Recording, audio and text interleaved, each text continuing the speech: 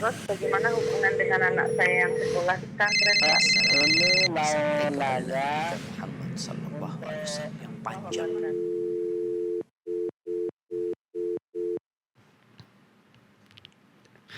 Bismillahirrahmanirrahim. Assalamualaikum warahmatullahi wabarakatuh. Alhamdulillahilladzi anzalal Qur'an wa syara sama fi sahri Ramadan wassalatu wassalamu ala Rasulillah wa ala alihi wa sahbihi wa man walah. Ikhwatal iman pemirsa Fatwa TV rahimani wa rahimakumullah dimanapun Anda berada.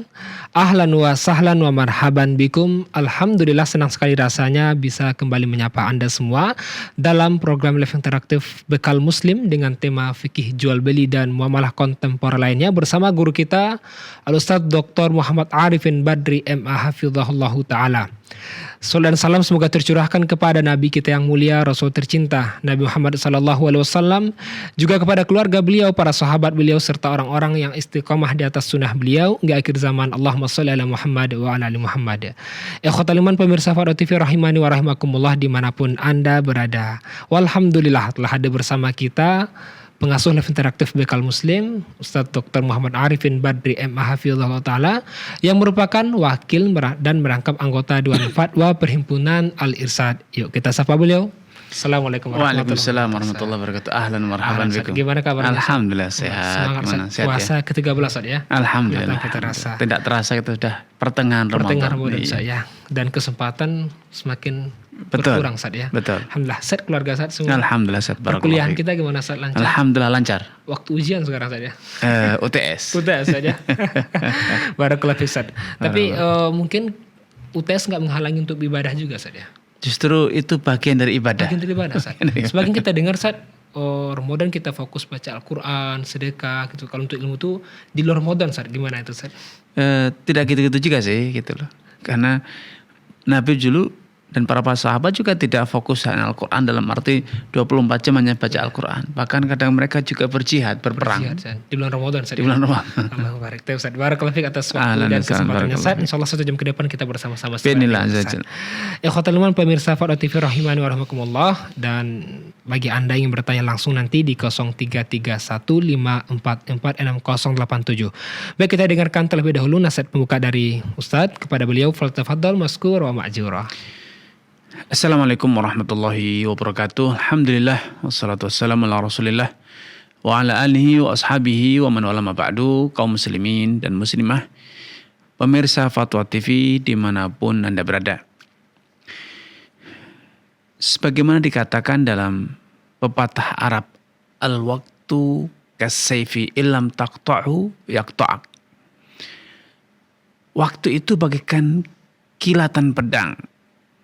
Kalau engkau gagal memanfaatkannya, tidak berhasil memanfaatkan waktu tersebut, maka pedang itulah yang akan menebasmu. Waktulah yang akan menggilasmu.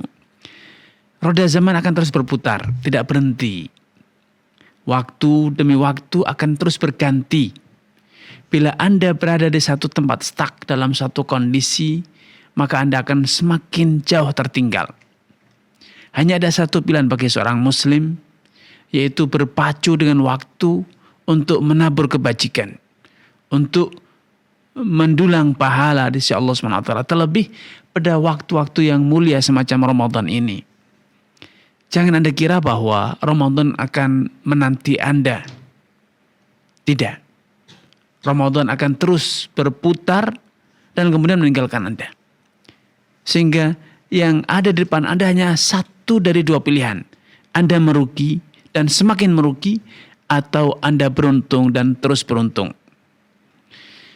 Ketika Anda terus berdiam diri di tempat, tidak berpacu dengan waktu, mendulang pahala, melipat gandakan ibadah, memaksimalkan takarub kepada Allah, maka semakin besar kerugian Anda. Karena bisa jadi kesempatan ini tidak terulang. Penyesalan Anda pun semakin mendalam. Wailun liman adraka Ramadan thumman salakha minhu falam yughfar lahu wailun lahu thumma wailun lah. Merugi, celaka orang yang mendapatkan Ramadan. Namun ketika Ramadan telah berlalu dosa-dosa dia belum diampuni Allah SWT. Maka rugi dia, betul-betul dia merugi, betul-betul celaka dia. Kenapa demikian? Karena Allah SWT pada Ramadan ini betul-betul dalam bahasa orang misalnya obral pahala. Betul-betul membuka kesempatan selebar-lebarnya. Memberikan kemudahan sebanyak-banyaknya, sebesar-besarnya. Dan godaan di Ramadan begitu Allah kondisikan, Allah sempitkan. Sehingga sangat minim godaan kita untuk berbuat maksiat.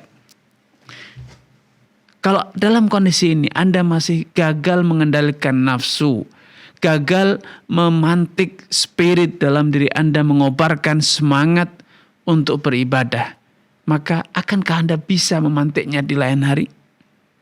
Akankah Anda mampu menundukkan hawa nafsu Anda di selain bulan Ramadan? Rasa-rasanya sangat sulit. Karena itu ikhwatul iman, selagi kesempatan masih terbuka, belum dan tidak ada kata terlambat. Tidak ada kata terlambat dalam Islam. Yang ada adalah selama hayat masih dikandung badan, walau itu sekejap, maka itulah momentum untuk beramal. Rasulullah bersabda, Innallaha yaqbalu taubatal abdi ma lam yugharghir. Sejatinya Allah akan terus menerima taubat Anda selama roh Anda belum sampai ke kerongkongan. Namun bila Anda telah sampai pada kondisi tersebut, nyawa telah sampai di kerongkongan, sesaat lagi akan meninggal dunia, maka itulah betul-betul penyesalan yang tiada tebusannya. Penyesalan yang tiada obatnya. Karena momentum untuk beribadah, momentum untuk bertobat betul-betul telah berlalu dan tidak lagi ada kata mundur walau sekejap. Karena itu sekali lagi, kesempatan masih terbuka. Mari kita manfaatkan yang ada untuk kemudian berbenah. Terlebih di depan mata kita, di hadapan kita ada serumpun hari yang merupakan rumpun hari yang paling mulia dalam Islam. Atau termasuk yang paling mulia dalam Islam.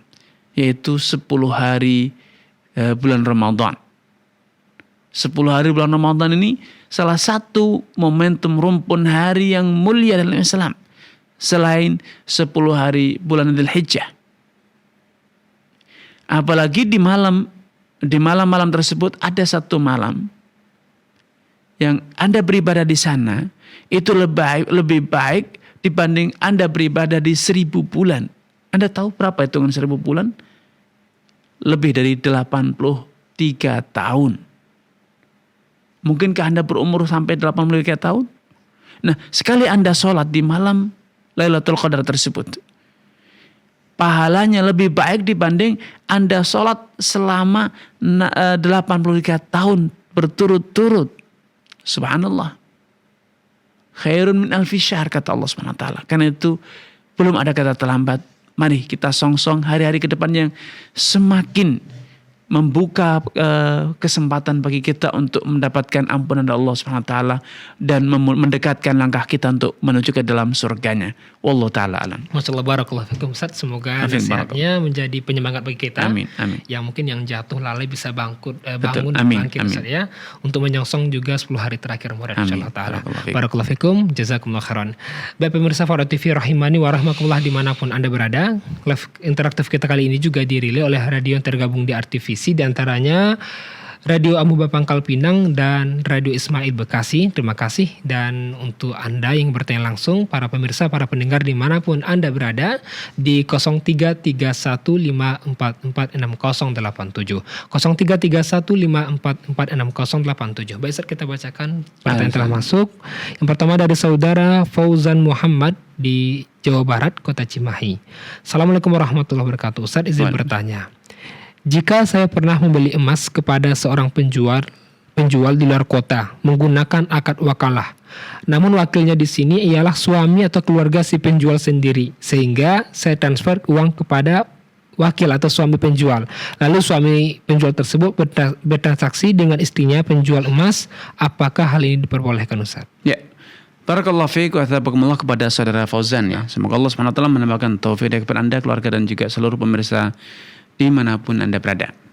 Kalau memang wakalah tersebut betul-betul real, Alias kalau ternyata terjadi kegagalan atau cacat, misalnya salah kirim, salah tulis alamat sehingga emas itu tidak pernah sampai kepada Anda karena salah alamat, atau potensi-potensi negatif lainnya, Anda siap menanggung kerugian. Ketika ternyata suaminya itu berkhianat, Anda tidak menuntut penjual namun Anda menuntut suaminya, maka itu betul-betul wakalah yang dibenarkan. Maka insya Allah tidak masalah. Ya, insya Allah tidak masalah karena memang wakalah itu tidak ada batasan. Anda berhak mewakilkan, memberi kuasa kepada siapa saja yang Anda suka.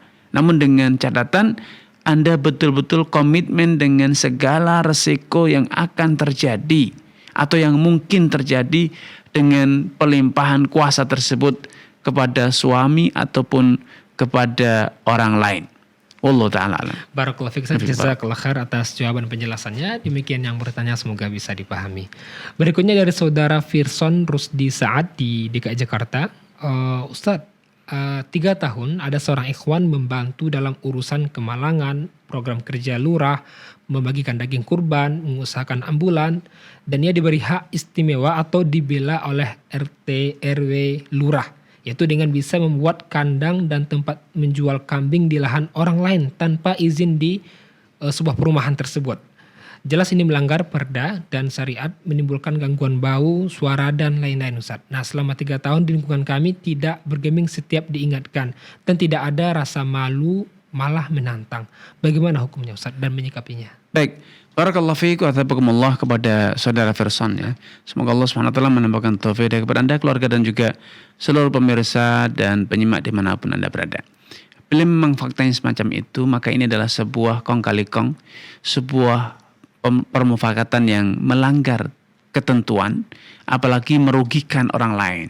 Maka tentu Anda berhak sebagai warga berhak untuk mengadukan kepada aparat yang lebih tinggi. Misalnya kalau itu adalah camat, lurah, maka Anda bisa melaporkannya kepada camat, mengadukan kepada camat, atau kalau perlu Anda bisa mengadukannya kepada bupati ya atau wali kota yang memang mereka statusnya lebih tinggi dibanding Anda, dibanding pejabat setempat ya. Karena memang pertama itu tidak pada tempatnya, itu bukan milik mereka semua, sehingga mereka tidak punya kuasa untuk memberi izin. Yang kedua, apalagi itu jelas-jelas merugikan warga. Padahal dalam kaidah Islam betul-betul menutup seluruh celah terjadinya praktek merugikan orang lain. Tindakan apapun yang dapat merugikan orang lain dalam Islam itu pasti dicegah alias diharamkan. Wallahu ta'ala alam. Ustaz, barakallahu fikum, jazakumullah khairan atas jawaban dan penjelasannya. Demikian yang bertanya, semoga bisa dipahami.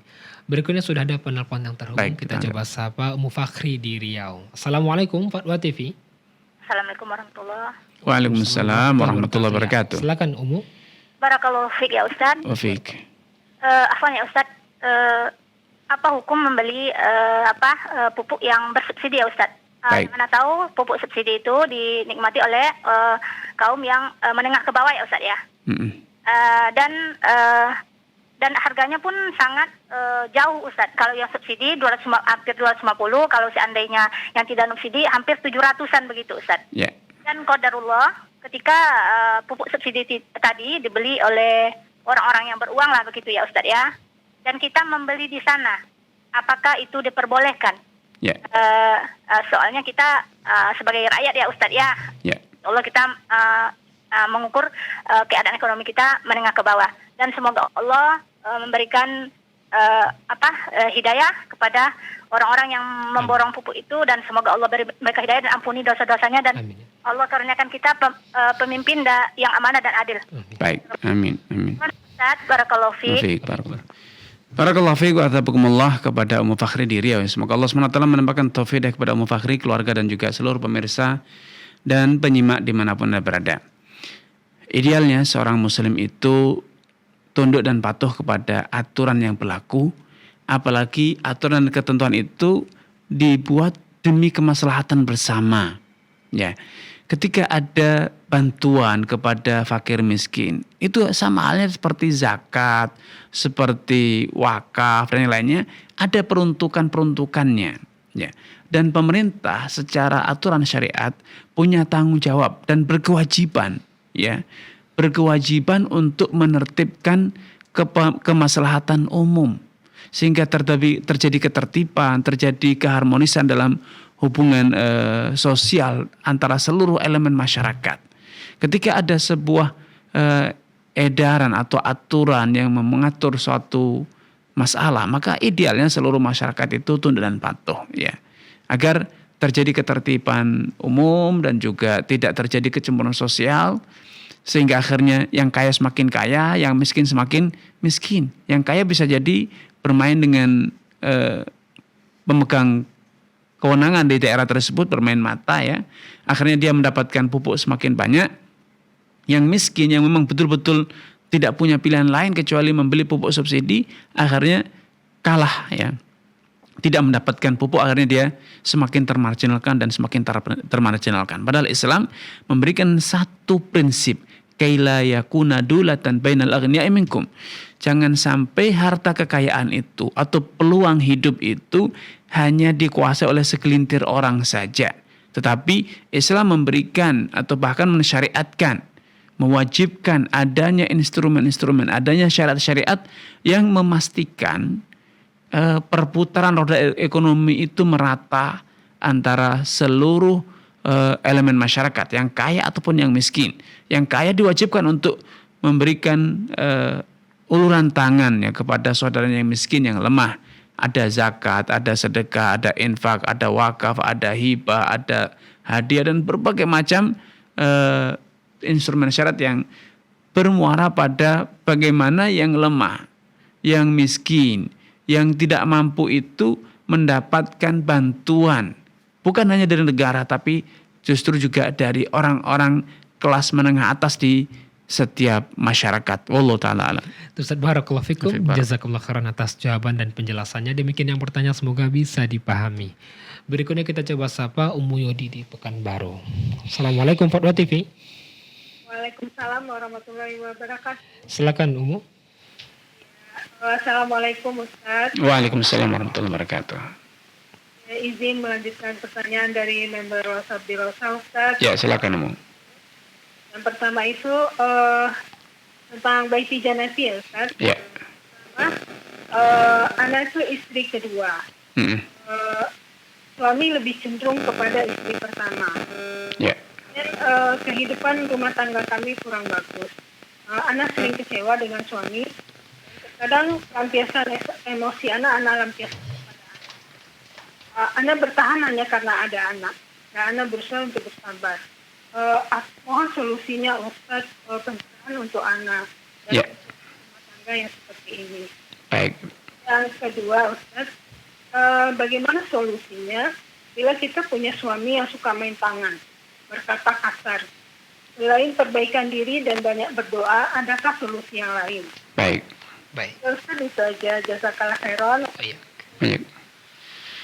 Barakallahu fiik wa taqabbalallahu kepada Ummu Yodi. Semoga Allah SWT menambahkan taufik hidayah kepada Ummu Yodi, keluarga, dan juga seluruh pemirsa dan penyimak dimanapun Anda berada.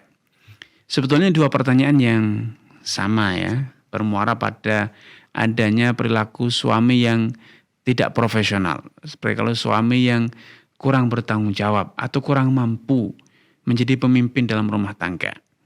Ya, memang ketika kita berbicara secara teori, pada tahapan teori pernikahan itu semuanya terasa indah. Poligami apalagi terasa indah. Namun yang jadi masalah, kita tidak hanya berhenti pada tahapan tuntunan, pada tahapan syariat atau hukum atau teori atau idealisme, tapi kita hidup di alam nyata. Di keluarga para sahabat pun terjadi kondisi serupa. Hind bintu Umayyah, istri dari sahabat Abu Sufyan, tokoh Quraisy, pemuka Quraisy, orang kaya. Dia orang kaya, bukan orang miskin. Dia mampu, dia ketua suku. Hind bintu Utbah, Hind bintu Umayyah mengeluhkan suaminya yaitu Abu Sufyan, "Ya Rasulullah, inna Abu Sufyan rajulun syahih." Ya Rasulullah, Abu Sufyan itu lelaki yang kikir. Walaysa yu'tini wa waladi ma yakfini. Dia tidak memberiku dan juga anak-anakku nafkah yang cukup. Kecuali bila aku mengambil hartanya secara sembunyi-sembunyi, diam-diam tanpa dia ketahui. Maka Nabi SAW memberikan solusi. Khudhi ma yakfiki wa waladaki bil ma'ruf. Kalau demikian kondisinya, teruskan saja. Ambil dari hartanya walau dia tidak tahu. Sesuai dengan kebutuhanmu dan kebutuhan anakmu, selama itu masih dalam batas yang wajar. Ya, memang kadang kita berada dalam kondisi yang harus menerima fakta dengan lapang dada. Itulah idealnya. Itulah kondisi yang ada, bukan kondisi idealnya. Ketika kita terus meratapi kondisi ideal, maka kita hanya bisa berpangku tangan, tidak bisa berbuat apa-apa, hanya bisa meratapi dan terus meratapi. Kita hanya bisa menyesal dan menyesal tanpa solusi. Yang harus kita lakukan adalah bagaimana kita segera move on dan beradaptasi dengan kondisi yang ada. Percayalah, Allah Subhanahu wa taala tidak pernah menzalimi Anda. Allah tidak mungkin membiarkan Anda terzalimi atau dirampas haknya. Hak Anda akan Anda terima, jatah rezeki Anda akan Anda terima seutuhnya. Tidak akan ada yang kuasa menghalang-halanginya. Karena itu yang solusi pertama yang telah Anda sebutkan sendiri, fokus pada bagaimana memohon keadilan, bagaimana memohon solusi kepada Allah SWT. Itulah salah satu yang harus Anda optimalkan, terus tingkatkan. Percayalah, pada suatu saat nanti Allah SWT akan membela Anda dan juga memberikan hak-hak Anda yang mungkin menurut Anda itu tidak ditunaikan oleh suami. Yang kedua, kadang permasalahan rumah tangga itu menjadi pelik, menjadi buntu karena kegagalan dalam berkomunikasi. Kegagalan dalam berkomunikasi dan adanya salah persepsi dari salah satu dari keduanya atau bahkan dua-duanya.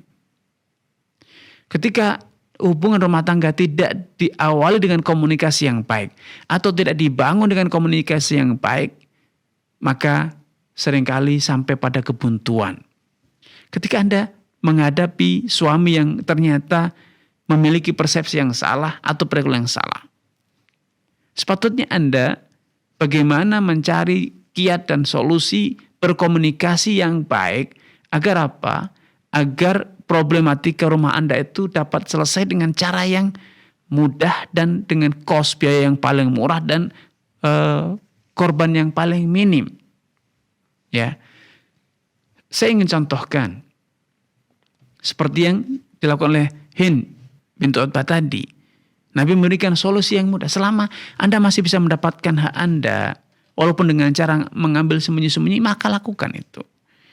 Contoh lain, suami yang juga sama, ya, memiliki masalah dalam hal memperlakukan istrinya. Ada seorang wanita yang mengadu kepada Nabi SAW dan mengatakan karena sakit hati, merasa kehormatannya sebagai seorang wanita ternodai. Kenapa? Karena suaminya sudah suami yang tua, miskin, udah gitu dia tega mengatakan kamu itu bagaikan ibuku. Aku tidak lagi bernafsu melihatmu, padahal istrinya masih muda, suaminya udah tua renta, miskin lagi.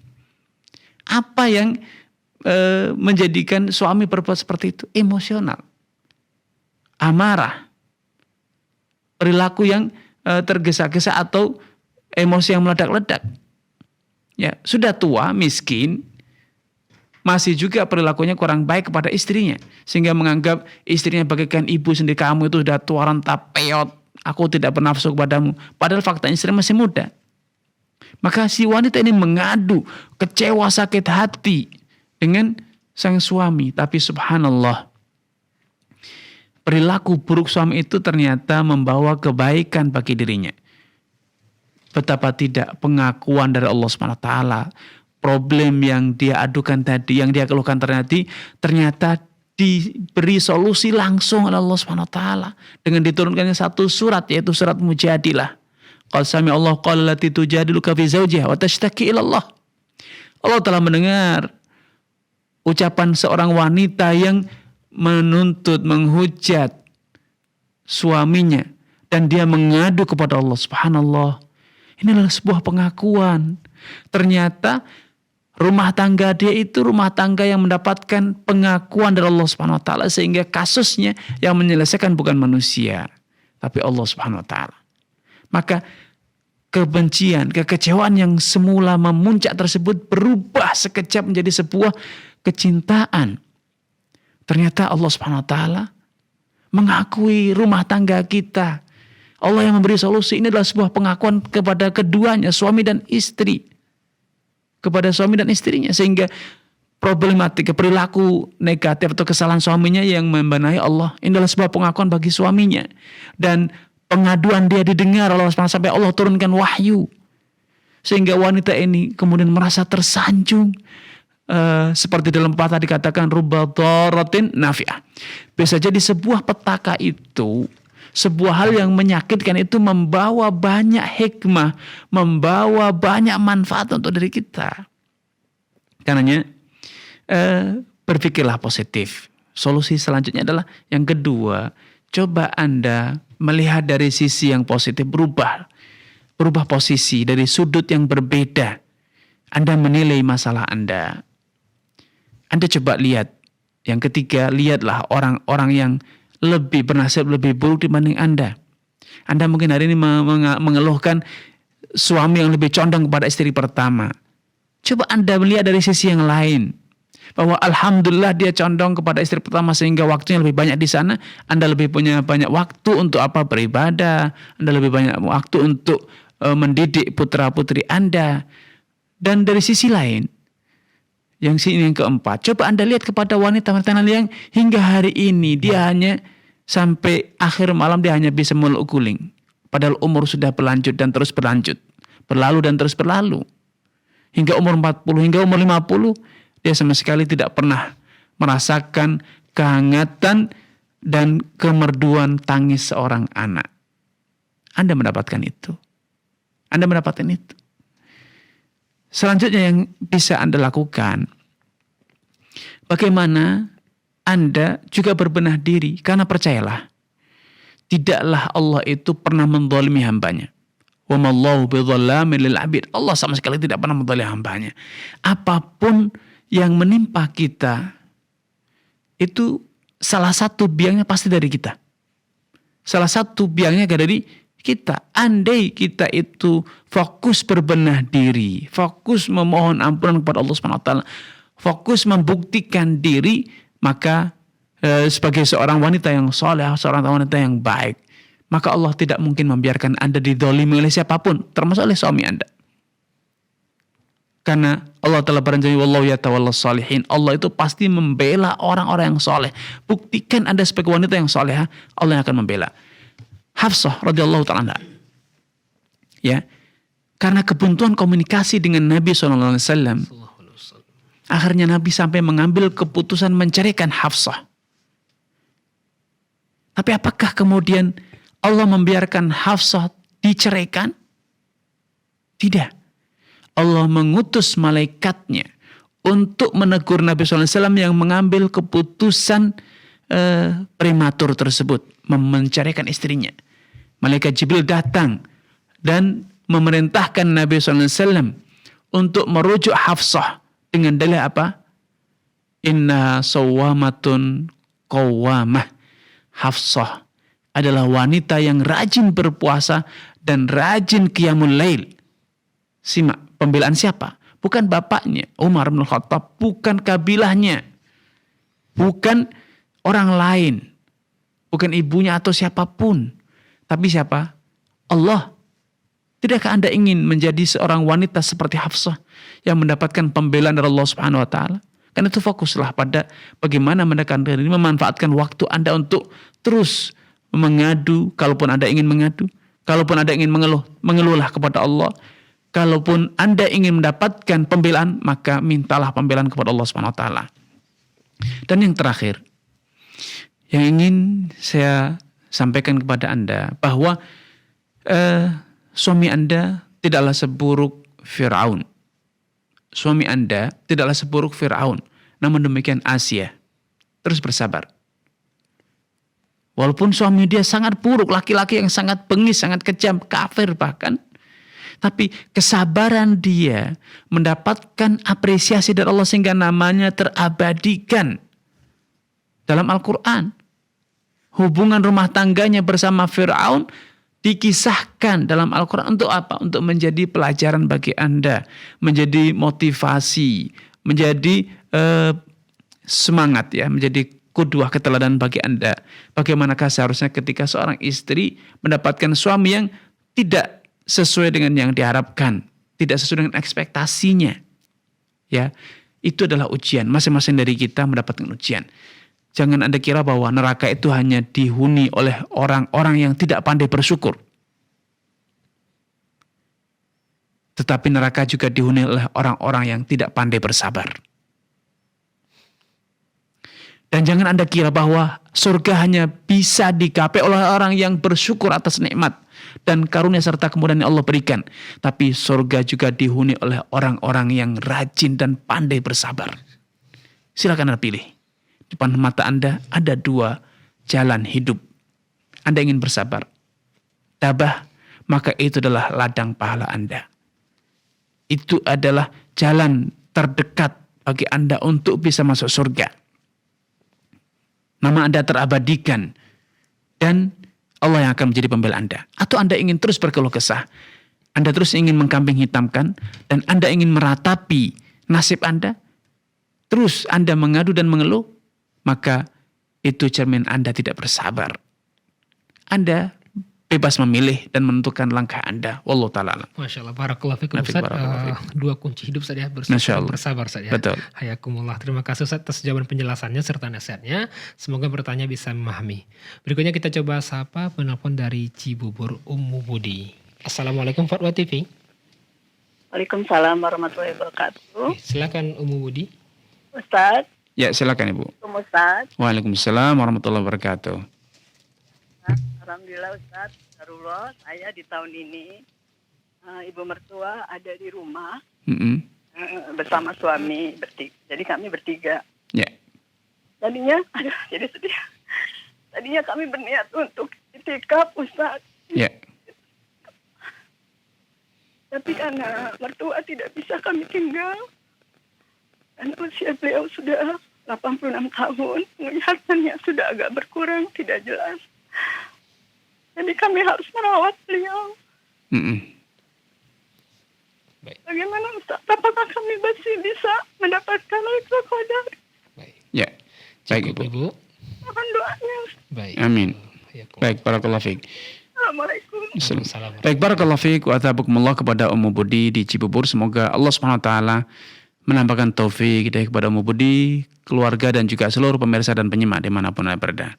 Mas Saiful, ini ada satu problem atau kesalahpahaman yang mulai menjalar di masyarakat bahwa Lailatul Qadar hanya didapat oleh orang yang beriktikaf. Ini adalah sebuah kesalahan besar. Malam itu dirasakan oleh semua orang yang iktikaf ataupun yang tidak iktikaf, yang berbuat maksiat ataupun yang berbuat taat. Hanya saja yang berbuat maksiat merugi. Bagikan halnya kita saat hujan. Ya, ini bagikan hujan pahala, hujan kemurahan. Kita bukannya mengambil ember atau apa untuk menampung air. Kita sudah kekeringan sekian tahun, Allah turunkan hujan. Harusnya solusi kita ketika hujan, kita bukannya tidur atau sibuk berbuat maksiat, tapi segera ambil ember, segera cari tampungan air, atau mungkin segera buka tutup kolam kita agar segera terisi air sehingga esok hari kita tidak kekeringan. Sehingga kita bisa merasakan itu semua bisa mendapatkan Lailatul Qadar. Itu tidak ada syaratnya bagi yang iktikaf, tidak ada itu. Nabi menyatakan man qama Lailatul Qadri iman wa ihtisaban ghufira lahu ma taqaddama min dhanbi. Siapapun yang beribadah di malam Lailatul Qadar, malam yang mulia itu, maka Allah akan ampuni dosa-dosa dia yang telah lalu. Tidak ada syaratnya beriktikaf. Memang orang yang beriktikaf itu bagaikan orang yang tadi hujan lebat, dia sudah ready dengan pancinya, dengan embernya, dengan baknya, dengan tandonnya, semua dia buka lebar-lebar. Memang dia fokus di sana. Tapi bukan berarti yang Ketika hujan dia baru mengeluarkan ember, dia baru membuka itu, kemudian dia tidak dapat pahala. Tidak, dia dapat. Tapi tentu berbeda. Nah, ketika kita Allah bukakan kepada kita pintu pahala yang bisa jadi itu lebih besar dibanding Lailatul Qadar. Itu berbakti kepada orang tua, menolong orang yang lemah, menuruti suami. Itu pahala yang lebih besar. Tidakkah Nabi SAW telah bersabda, idza salatil mar'atu khamsa wa shamat syahra wa ata zawjaha qila laha yaumil qiyamah udkhulil jannata min ayyi abwabiha syi'ta. Seorang wanita itu kalau dia sudah sholat 5 waktu dengan rajin, dengan baik dan benar, puasa Ramadan dengan baik dan benar, dan tunduk patuh kepada suaminya, akan dikatakan kepadanya di hari kiamat, silakan kau pilih masuk surga dari pintu yang mana saja yang kau suka. Ini juga jalan tol untuk masuk surga ya, taat pada suami, membahagiakan suami.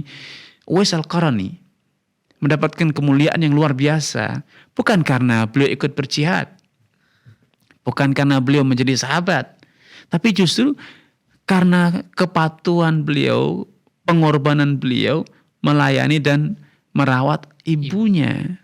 Sehingga kita jangan terframing dengan satu pintu kebaikan, dengan terpaku, terpatri dan hanya kalau tidak saya dapat ini berarti saya tidak dapat. Ini kesalahan besar. Allah Subhanahu wa taala itu bukan hanya memiliki satu pintu surga. Pintu surga itu ada 8 gitu loh. Sehingga kita harus bisa beradaptasi dengan kondisi yang ada di depan kita. Dan bahkan kita harus bersyukur. Betapa banyak orang yang sudah tidak lagi punya pintu surga dari sisi orang tua. Ini Allah mudahkan kita berbakti dan ingat suatu hari ibu akan menjadi seperti dia. Mencapai pada umur tua yang butuh pelayanan, butuh bantuan, butuh kehadiran anak dan menantu yang siap merawat dan melayani. Ingat hari tersebut. Ketika kita sekarang merasa merugi, waktu kita momentum, bisa jadi esok hari anak-anak kita pun akan melakukan hal yang sama. Kaifa ma tadinu tudan. Sebagaimanapun engkau memperlakukan orang lain, maka engkau akan mendapatkan perlakuan yang sama. Allah Ta'ala. Masya Allah, barakallah fiik, jazakallah atas nasihatnya dan jawabannya, dan semoga memberikan sukses saja. Amin. Jadi intinya kalau di masjid itu hanya saja bisa fokus saja. Iya, hanya itu saja. Betul. Barakallah fiik, Ibu semoga bisa memberikan jawaban dan bermanfaat. Terima kasih. Berikutnya kita coba sapa penelpon dari Cilengsi, Pak Didi. Assalamualaikum Fatwa TV. Assalamualaikum warahmatullahi wabarakatuh. Waalaikumsalam warahmatullahi wabarakatuh. Ya, silakan Bapak. Ya Ustadz, Ana Didi dari Cilengsi. Ya. Ustadz, ini perihal zakat yang harus kita bayarkan. Ya. Apabila kita sudah mempunyai uang dan emas yang sudah mencapai nisab. Apakah kita boleh mengeluarkan zakat tersebut dalam bentuk emas, Ustadz? Ya. Itu aja pertanyaan, Ustadz. Baik. Assalamualaikum warahmatullahi wabarakatuh. Barakallahu fiikum wa athabakumullah kepada Pak Didi di Cilengsi. Semoga Allah SWT menambahkan taufik hidayah kepada Anda, keluarga dan juga seluruh pemirsa dimanapun Anda berada. Kaidah asal dalam zakat, harta yang kita miliki itu dizakati dalam bentuk harta itu. Kalau kita punya sapi, keluarkan dalam bentuk sapi. Kita punya hasil panen, keluarkan dari hasil panen. Kita punya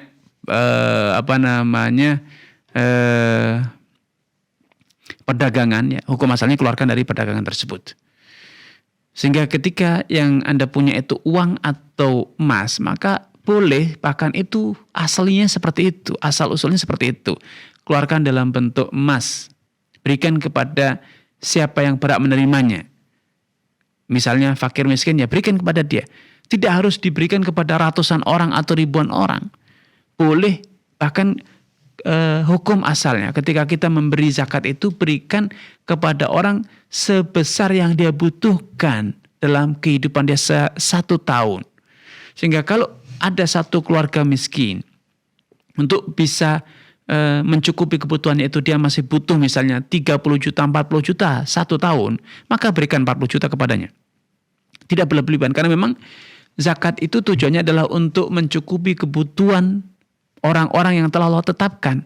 Kalau ada orang diberi zakat karena dia terlilit hutang, maka berikan zakat sebesar hutang yang melilitnya. Bisa jadi 1 miliar, bisa jadi 2 miliar. Tidak masalah. Karena memang itu solusi yang ingin Allah wujudkan pada syariat zakat. Sehingga orang-orang yang bermasalah itu terselesaikan masalahnya. Yang bermasalah dengan kemiskinan, terselesaikan, terentaskan dari kemiskinan. Orang yang bermasalah dengan piutang, maka terselesaikan hutangnya. Allah Ta'ala a'lam. Ustaz Barakallahu Fikum, jazakumullah khairan atas jawaban penjelasannya. Demikian yang bertanya, semoga bisa dipahami Pak Didik di Cilengsi. Kami masih memberikan kesempatan bagi Anda yang ingin bertanya langsung di 033154460087. Baik, sudah ada penelpon terhubung, kita coba sapa hamba Allah di Kalimantan Barat. Assalamualaikum Fatwa TV. Assalamualaikum. Waalaikumsalam warahmatullahi wabarakatuh. Silakan Bapak. Ini Ustadz, tanya ini. Silakan Bapak. Sebuah perusahaan menjual produk-produk dengan mengiming-imingi hadiah, Ustadz. Ya. Jadi apakah kita ini boleh membeli dengan mengharapkan hadiah tersebut? Baik. Cukup Bapak. Lagi boleh, Ustadz? Satu lagi. Silakan. Apakah ini di luar ini tema ini, Ustadz? Apakah dengan kalau kita lihat orang-orang awam itu kalau setelah menguburkan jenazah membaca Al-Quran di kuburan, apakah itu ada contoh atau dalilnya, Ustaz? Baik, Bapak. Itu saja, Ustaz. Syukron, jazakallah khair. Barakallahu fiik. Wa athabakumullah kepada penanya di Kalimantan Barat. Semoga Allah SWT menampakkan taufik kepada Anda, keluarga dan juga seluruh pemirsa dimanapun Anda berada. Mas Saiful, ini ada hal yang sudah salah tapi kaprah ya. Ketika kita membeli sabun dapat hadiah piring, kita membeli apa dapat hadiah apa kayak gitu kan. Ini bukan hadiah Mas Saiful. Tapi apa, Ustaz? Ini jual beli. Oh, jual beli. Ya, kita seperti promo lain buy 2 get 1. Beli 2 dapat 1 gratis. Ini bukan gratis, bayar karena yang satu itu kalau kita tidak beli tidak jadi kasih. Jadi itu adalah trik marketing saja. Itu sebetulnya murni jual beli. Seperti halnya beli 1 dapat 2, beli 2 dapat 3 kayak gitu. Itu sama yang dibilang hadiah atau gratis 1 itu semuanya adalah jual beli. Maka insya Allah halal tidak masalah. Pertanyaan yang kedua, ketika di masyarakat ada tradisi ya, saya katakan tradisi, selesai menguburkan kemudian rame-rame membaca Al-Quran, maka ini memang tidak pernah dilakukan oleh Nabi. Yang dilakukan oleh Nabi adalah selesai penguburan, beliau berdiri dan mengatakan, Sallallahu li akhikum tathbit fa innahu al-ana yus'al. Berdoalah, memohon kepada Allah SWT agar saudaramu yang baru saja kita kuburkan ini mendapatkan keteguhan dan kekuatan untuk menjawab pertanyaan Munkar dan Nakir di alam kubur. Munkar dan Nakir di alam kubur. Karena sesaat lagi ketika kita nanti berpaling meninggalkan kubur, dia akan segera ditanya oleh malaikat Munkar dan Nakir, man rabbuk wa man nabiyuk wa madinuk. Itu 3 pertanyaan yang pasti ditanyakan. Nah, ini butuh keteguhan. Orang yang tidak mendapatkan tathbit, keteguhan Allah SWT tidak akan mampu menjawab ketika pertanyaan tersebut. Walaupun sangat mudah ya, tapi bagi orang hidup, kalau sudah mati tidak semudah itu. Karena kondisinya, momentumnya, kemudian suasana, wajah malaikat yang bertanya itu begitu menakutkan. Begitu horor ya. Karena itu yang lebih benar adalah bagaimana setelah menguburkan kita mendoakan agar saudara kita tersebut mendapatkan keteguhan sehingga mampu menjawab pertanyaan Munkar dan Nakir. Ya, adapun membaca Al-Quran maka ini tidak pernah ada tuntunannya dari Nabi SAW. Terus Barakallahu Fikum, mungkin lafaz doa yang benar gimana Ustaz? Atau mungkin ada yang... Tidak ada doa khusus. Silakan masing-masing berdoa sesuai dengan redaksi masing-masing. Ya. Barakallahu Fikum, jazakallahu khair atas jawaban penjelasannya. Semoga yang bertanya hamba Allah di Kalimantan Barat bisa memahami. Masih kesempatan bagi Anda para pemirsa, para pendengar dimanapun Anda berada untuk bertanya langsung di 033154460087. Baik, sudah ada Bu Yati di Sumatera Barat. Kita coba sapa. Assalamualaikum Fatwa TV. Waalaikumsalam warahmatullahi wabarakatuh. Silakan Ibu. Ya, Assalamualaikum Ustaz. Waalaikumsalam warahmatullahi wabarakatuh. Silakan Ibu. Mau bertanya Ustaz. Ya. Silakan. Bolehkah menjual harta turun temurun seperti sawah karena sawah tersebut telah tergadai dan ingin melunasinya dengan menjual sawah tersebut.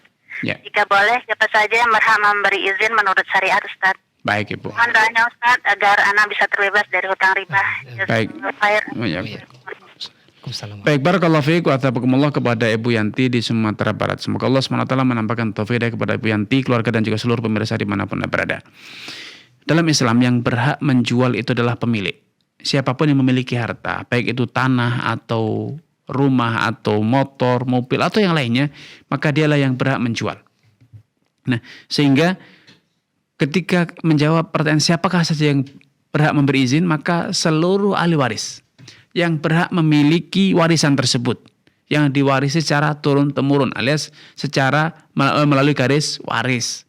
Dan dalam Islam waris itu sudah ada ketentuannya. Anak laki-laki mendapatkan 2 kali lipat dibanding anak perempuan. Ada ayah, ada ibu juga, mereka berhak masing-masing mendapatkan 1/6 bila si mayit meninggalkan anak keturunan. Istri itu mendapatkan 1/8 bila suami memiliki anak keturunan. Kalau tidak dia mendapatkan 1/4. Dan suami, kalau yang meninggal adalah istrinya, maka suami itu berhak mendapatkan 1/2 kalau sang istri meninggal sebelum memiliki anak keturunan.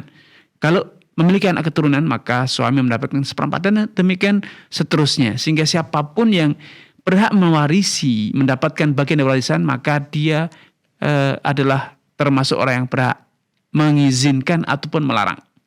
Namun ketika ada perbedaan, ada sebagian mengizinkan, ada sebagian yang melarang, maka yang melarang itu berarti hartanya harus dibagi dulu, dipecah dulu. Kalau itu tanah, maka kita bisa datang ke notaris untuk dibantu pengurusan pemecahan tanah. Sehingga masing-masing mendapatkan bagian dari tanah tersebut. Setelah dibagi baru masing-masing menjual haknya atau mengelola bagiannya. Wallahu ta'ala alam. Barakallahu fikum. Jazakallah khairan atas jawaban penjelasannya. Demikian yang bertanya, semoga bisa dipahami. Berikutnya kita bacakan pertanyaan dari web Ustaz. Baik. Dari saudara Nafik di Jawa Tengah, Kota Semarang. Ustaz, bismillah. Pertanyaannya, untuk gambaran bisnisnya, beli 1 botol harga 250.000. Tapi jika beli 3 harganya 650.000. Dan beli 5 seterusnya dengan harga yang berbeda. Dan berkesempatan menjadi penjualnya sekalian dan dapat bimbingan jualan. Misal nanti konsumen A pingin jualan berarti wajib beli minimal 3 botol. Dan saya hanya dapat keuntungan dari penjualan antara saya dan konsumen A. Jika konsumen A jualan ke konsumen B, maka konsumen A dapat laba dari konsumen B. Dan saya tidak dapat laba dari konsumen B. Apakah ini termasuk MLM? Ya. Barakallahu fiik wa athabakumullah. Itu semuanya adalah MLM ya, multi level marketing. Karena memang faktanya berjenjang. Namun apakah itu boleh? Boleh. Karena multi level marketing itu tidak ada definisi baku. Siapapun yang membuat jaringan berjenjang dalam pemasaran itu namanya multi level marketing. Hanya saja sekali lagi, tidak semua multi level marketing itu haram, tidak semuanya halal. Ada yang halal, ada yang haram. Yang haram adalah ketika ada unsur gharar, ada gambling, sehingga memungkinkan orang yang tidur nyenyak mendapatkan profit atau bagian dari keuntungan. Yang kedua, adanya penipuan. Seringkali mekanisme jual beli barang dengan cara seperti ini itu lebih pada penipuan.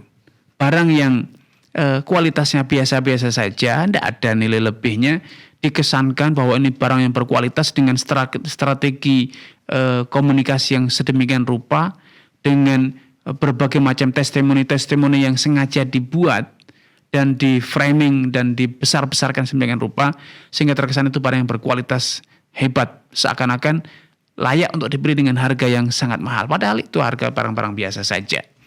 Nah, sehingga ini eksploitasi semacam ini adalah bentuk kezaliman ya, memanipulasi, karena ini bentuk dari dusta, memframing, mengesankan, mengkondisikan, apalagi dengan testimoni-testimoni palsu. Itu juga adalah salah satu alasan kenapa skema multi level marketing ini juga haram. Karena memang kebanyakan multi level marketing itu memanfaatkan trik ini, memframing seakan-akan ini barang yang sangat berkualitas, tidak ada duanya, satu-satunya hanya dijual melalui jalur ini, padahal barang yang serupa sangat banyak, yang kualitasnya sama atau bahkan lebih, sangat banyak dengan harga yang lebih murah. Dengan harga yang lebih murah, dan ini sudah menjadi rahasia umum ya. Karena itu kalau Anda ingin membeli produk, jangan mudah-mudah terframing dengan propaganda yang bombastis, obat segala macam penyakit, ya, kemudian barang multiguna, tahan lama, bahkan selama-lamanya, berbagai macam framing yang sebetulnya Anda tidak membutuhkan itu, atau bahkan itu tidak nyata.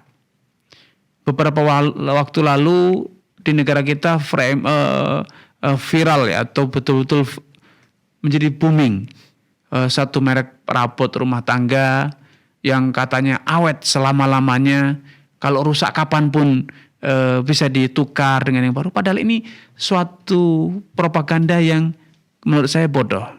Kenapa? Karena barang walaupun bagus, kualitasnya bagus, tidak rusak, tapi kalau sudah dipakai lama, rupanya sudah blutuk, rupanya sudah jelek, kemudian ya tidak rusak sih, tapi kan rupanya sudah tidak nyaman. Nah, kondisi macam ini tentu kan harusnya disadari sejak awal. Anda hanya dalam framing bahwa ini digaransi seumur hidup. Padahal garansi seumur hidup itu dalam Islam justru haram. Kenapa? Karena itu gharar. Perusahaannya bisa jadi tutup. Kalau sudah tutup, siapa yang akan mengganti? Siapa yang akan menjaminnya? Sehingga garansi seumur hidup itu betul-betul gambling ya. Tapi itulah dijadikan sebagai bagian dari propaganda. Karena itu sewajarnya saja. Ya, di zaman sekarang, di zaman keterbukaan ini tidak ada barang yang spesial. Ya, karena dengan mudah orang itu menggunakan strategi ATM, amati, tiru, modifikasi. Barang yang Anda buat itu bukan barang langka seperti emas atau intan yang memang sumbernya memang terbatas. Tapi kalau sekedar barang produksi yang bisa diproduksi, maka hari ini sudah sangat mudah ya untuk dimodifikasi, ditiru, dan bahkan disempurnakan oleh orang lain, yang sehingga produk Anda tidak lagi menjadi produk yang paling bagus, bahkan menjadi produk yang sudah tidak lagi berkualitas bila dibanding dengan produk kompetitor lainnya. Makanya kita harus proporsional. Hidup di alam sekarang ini, di zaman sekarang ini, kita tidak lagi bisa dan juga tidak sepatutnya ya memposisikan diri bagaikan hidup di zaman 500 tahun silam yang industri itu belum begitu maju. Sekarang apa yang sulit? Apa yang sulit untuk ditiru ya? Sehingga strategi multi level marketing ini walaupun memang masih banyak diikuti oleh sebagian orang, tetapi itu sudah mulai redup, sudah mulai surut karena masing-masing sudah atau banyak masyarakat sudah mulai tahu bahwa ini hanya framing belaka. Wallahu ta'ala alam. Terus barakallahu fikum, jazakallahu khairan atas jawaban penjelasannya. Demikian yang bertanya semoga bisa dipahami dan merupakan pertanyaan terakhir pada perjumpaan kita kali ini. Jazakumullah. Terima kasih Ustaz atas waktu dan ilmunya, semoga bermanfaat dan sampai berjumpa insyaallah di pertemuan. Barakallahu fikum. Terima kasih para pemirsa, para pendengar dimanapun Anda berada. Dan untuk mengetahui informasi Fatwa TV, kegiatan Fatwa TV selama Ramadan, Anda kunjungi di www.fatwatv.id. Dan untuk bertanya tetap di www.tuanfatwa.com. Syukron, jazakumullah khairan atas kebersamaan semua. Kita tutup dengan baca doa kafaratul majlis. Subhanakallahumma wa bihamdika, asyhadu an la ilaha illa anta, astaghfiruka wa atubu ilaik. Wassalamualaikum warahmatullahi wabarakatuh. Assalamualaikum warahmatullahi wabarakatuh.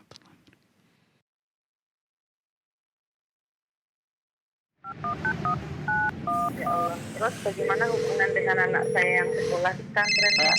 Ini mau nanya Muhammad sallallahu alaihi wasallam yang panjang.